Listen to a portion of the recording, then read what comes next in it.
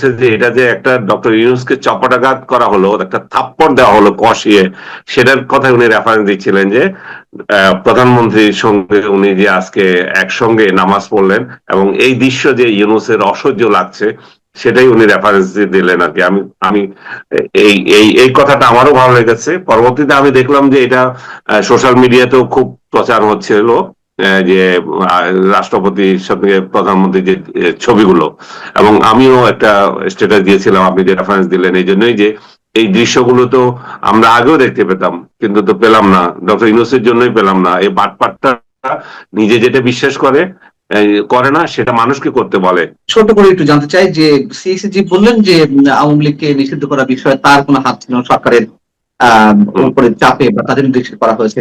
আপনি কি মনে করেন যে এখন আওয়ামী লীগের প্রতি বিএনপি সরকারের আচরণটি কেমন হওয়া উচিত? তাদের উপরে যে অফিসিয়ালি নিষেধাজ্ঞা দেওয়া আছে এটা কি উইথড্র করা উচিত এই মুহূর্তে? এটি নির্ভর করছে আওয়ামী লীগের উপর। আমি মনে করি যে আওয়ামী লীগ বিএনপির মধ্যে একটা ব্যাকডোরে একটা আলাপ আলোচনার প্রয়োজন আছে। একটা ইনক্লুসিভ সোসাইটি হবে যেখানে হিংসা বিদ্বেষ থাকবে না, সেটা সেটা বাদ দিয়ে আমরা সামনে এগিয়ে যাব। শেখ হাসিনার কর্তৃত্ববাদী শাসনের বিরুদ্ধে আরেকটা জিনিস নজির স্থাপন করব, সেটা কিছুই তো হয়নি। ডক্টর ইউনূস এতটা ভণ্ডামি করলেন এবং উনি এই রাষ্ট্রপতিকে তার ইয়েতে আসতে দিলেন না, নামাজ পড়তে পর্যন্ত আসতে দিলেন না। এটা হতে পারে যে বেটা নিজে নিজে নামাজ পড়ে না ঠিক মতো এবং নামাজ কিভাবে পড়ে সেটাও জানে না, এর মানুষ দেখে এগুলো হাসছিল। যে আমি ডক্টর ইউনূসের কথা বলছিলাম, তার নামাজ পড়া দেখে যে লোকজন ট্রল করছিল, হাসছিল। সে আরেকজনকে নামাজ পড়তে দিতে আসছে না, কারণ তার প্রটোকল অনুযায়ী যে রাষ্ট্রপতির প্রটোকল অনেক বড় হবে এবং তাকে সেখানে ছোট দেখাবে। এবং এতটা ইকরামি সে করেছে, 14 বার সে সফর করেছে বাইরে, যে এই যে সৌজন্যতা, যে একজন রাষ্ট্রপতির কাছে এসে দেখা করতে হয়, এই যে কালচার আমার দেশে আছে, দেশে না রাষ্ট্রে আছে, এবং জানাতে হয় আপনি বাইরে কোথায় কি করে আসলেন, সেটা সে একদিনও জানায় নাই। সে রাষ্ট্রপতির কাছ থেকে শপথ নেওয়ার ক্ষেত্রে তার হালাল মনে হয়েছে, কিন্তু তার সাথে দেখা করাটা হারাম মনে হয়ে গেছিল। তার সাথে একদিন দেখা করা নাই, তাকে সম্মান দেয় নাই, তাকে কার্যত গৃহবন্দী করে রেখেছিল।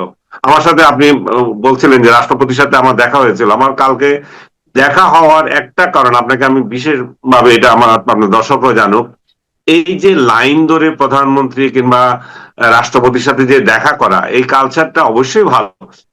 আমি একটা জিনিস আপনার সাথে শেয়ার করতে চাই, যে নর্মালি এই ধরনের প্রোগ্রামে আমি যেতে চাই না, যে সকালবেলা ঘুম থেকে উঠে দীর্ঘ লাইন ধরে শুভেচ্ছা জানানো, এটা আমার পক্ষে দাঁড়ানো, আমার ব্যাক পেইন আছে, তো আমি এই জন্য দীর্ঘক্ষণ দাঁড়ানো পছন্দ করি না। কিন্তু রাষ্ট্রপতিকে, এই একটা ইনস্টিটিউশনকে গত 18 মাস যেভাবে অপমান করা হয়েছিল, সেই অপমানের একটা জবাব দেওয়ার জন্যই আমি শুধুমাত্র গিয়েছিলাম।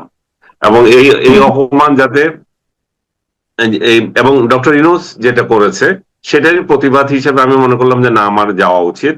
আমি সকালেও আমার সিদ্ধান্ত ছিল না যাব, কিন্তু হঠাৎ করে আমার মনে হলো যে যায়, ওনার সাথে দেখা আসে। উনি খুব আন্তরিক ভাবে আমাকে দাওয়াত দিয়েছেন।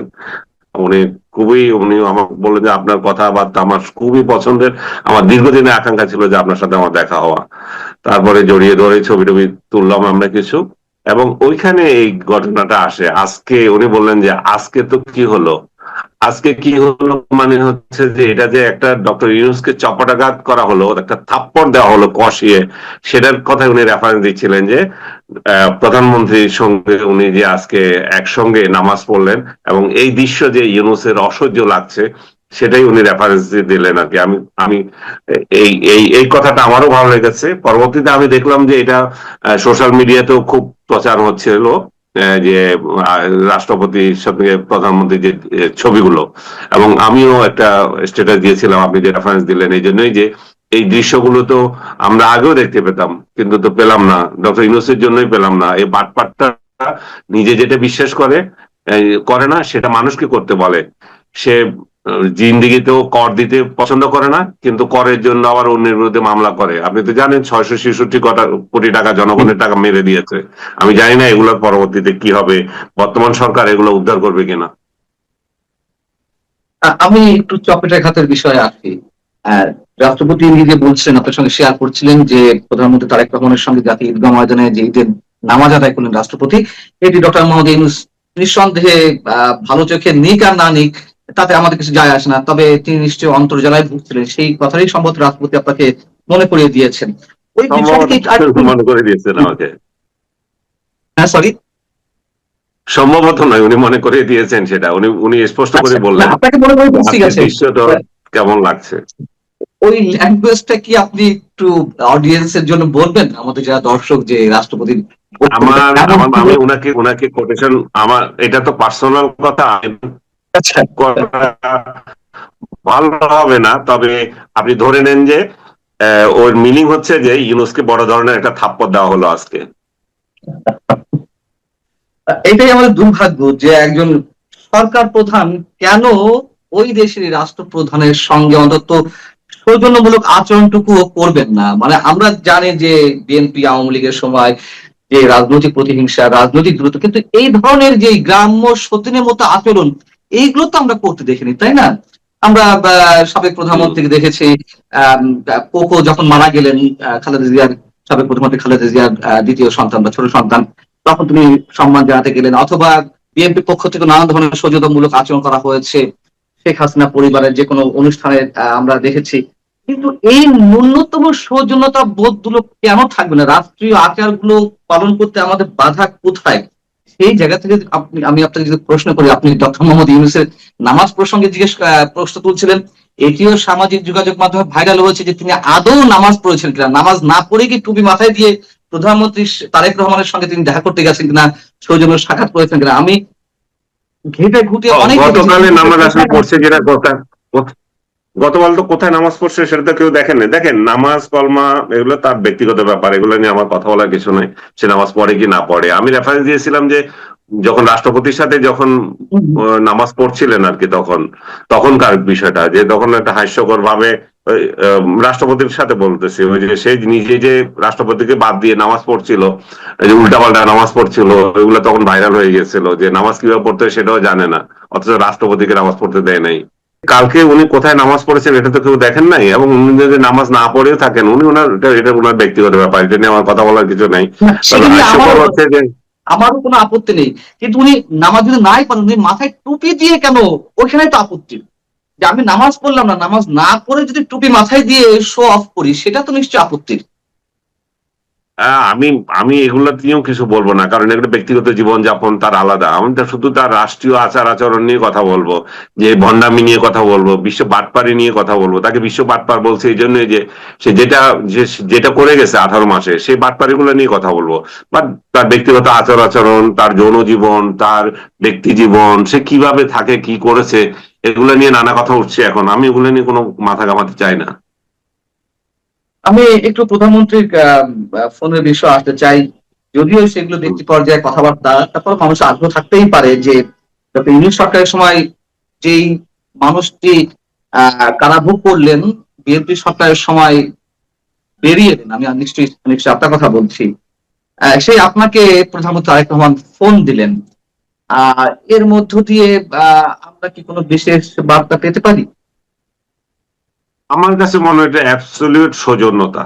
উনি উনি যে সামনে আগাতে চান, উনি যে ঐক্যবদ্ধ সমাজ চান, উনি যে ঈদের দিন যে দৃশ্য উনি জাতীয় ঈদগাহ মাঠে যেটা দেখিয়েছেন, ইভেন ইভেন ডক্টর ইউনূস তার ওইখানে যে গিয়েছেন, সেটাও তো উনি সাদরে নিয়েছেন।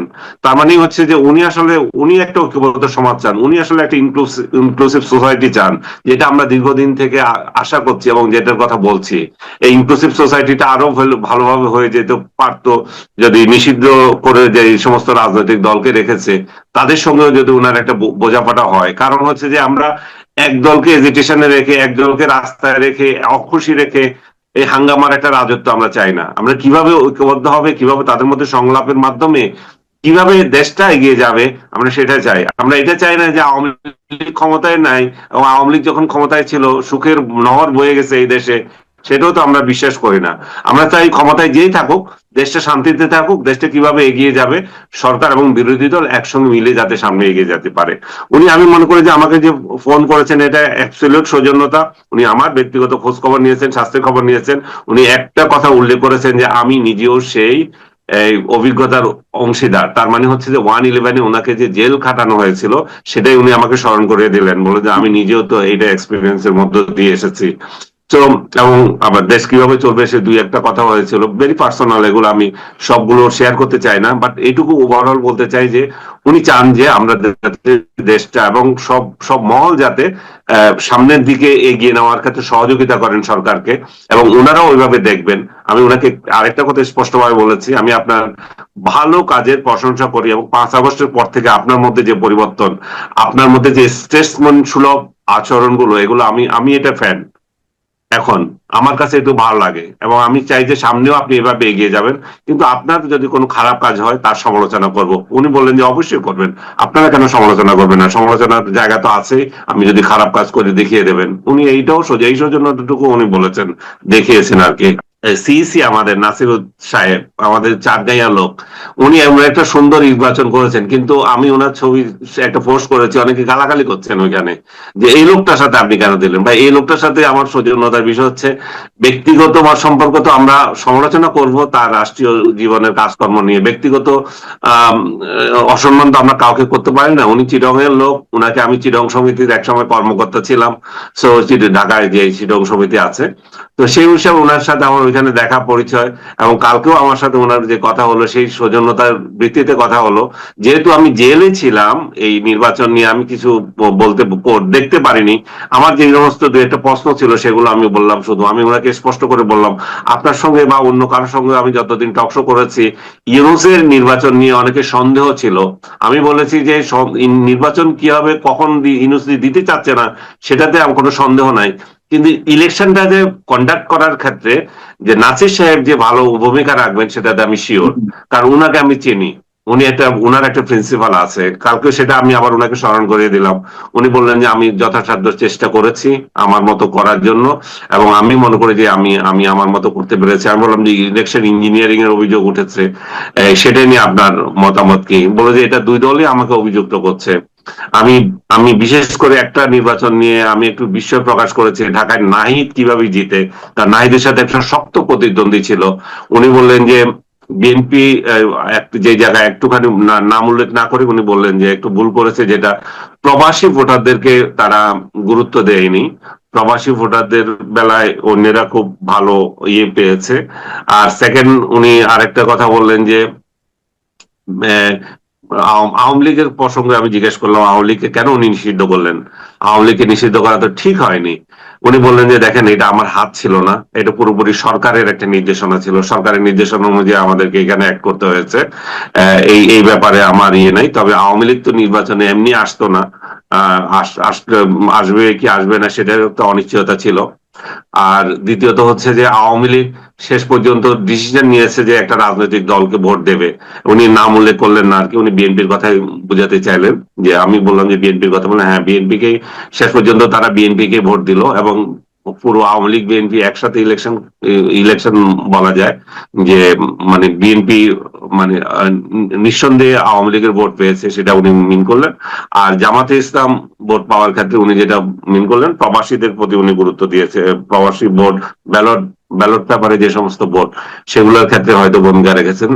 ভেরি ফ্র্যাঙ্কলি এগুলো আমার বলাও ঠিক না, এগুলো একান্ত, আমি তো ওনাকে ওনাকে ইন্টারভিউ করি নাই, যে আমি আমার সাথে যেটুকু কথা হয়েছে ঠিক আছে। সেটা আমি শেয়ার করছি, এবং এটা আমি পার্সোনাল আমি শেয়ার আপনার কাছে করাও একটু ঠিক জানতে না। চাচ্ছি, ছোট করে একটু জানতে চাই যে সিএসি বললেন যে আওয়ামী লীগকে নিষিদ্ধ করার বিষয়ে তার কোনো হাত ছিল না, সরকারের হুম। উপরে চাপে বা তাদের নির্দেশে করা হয়েছে। আপনি কি মনে করেন যে এখন আওয়ামী লীগের প্রতি বিএনপি সরকারের আচরণটি কেমন হওয়া উচিত? তাদের উপরে যে অফিসিয়ালি নিষেধাজ্ঞা দেওয়া আছে, এটা কি উইথড্র করা উচিত এই মুহূর্তে? এটি নির্ভর করছে আওয়ামী লীগের উপর। আওয়ামী লীগ যদি প্রতিদিন তারেক জিয়া এবং বিএনপি কে গালাগালি করে, এবং আওয়ামী লীগের শীর্ষ নেতারা যদি মনে করে যে ডক্টর ইউনূস এবং তারেক জিয়া সরকার একই রকম, তো তাহলে তারাও তো ভালোভাবে নেবে না বিষয়টা। আমি আওয়ামী লীগের শীর্ষ নেতৃত্বকে অনুরোধ করব যে তারা যাতে তাদের লাগামটা ঠিক করে, কারণ তাদের এই লাগামের জন্য শত শত নয়, হাজার হাজার আওয়ামী লীগের কর্মী জেলে পড়ে আছে। এই জেল থেকে নিরীহ লোকগুলো কিভাবে বের হবে আওয়ামী লীগের সেটাতে দৃষ্টি দেওয়া উচিত। আওয়ামী লীগ একটা পয়সা খরচ করছে না ওদের ছেলে ইয়েদের জন্য, যে সমস্ত লোকজন জেলে আছে।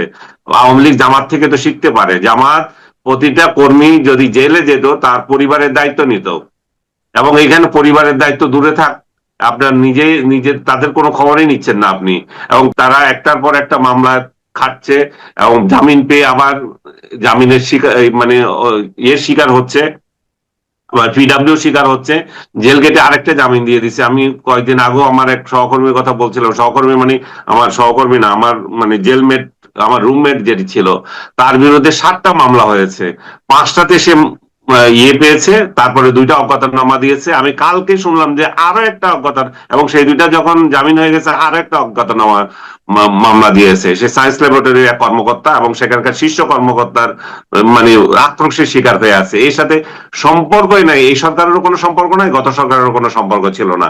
তো এরকম শত শত হাজার হাজার কর্মীরা জেল গেটে পড়ে আছে। আওয়ামী লীগ শীর্ষ নেতারা যাদের কোটি কোটি টাকা চুরিদারি করেছিল, এরা তো ওদের পিসিতে টাকা পাঠাতে পারে যে ওইখানে যে অন্তত ঠিক মতো খাওয়া দাওয়া করতে পারে। আওয়ামী লীগ তো এগুলো কিছুই করে না।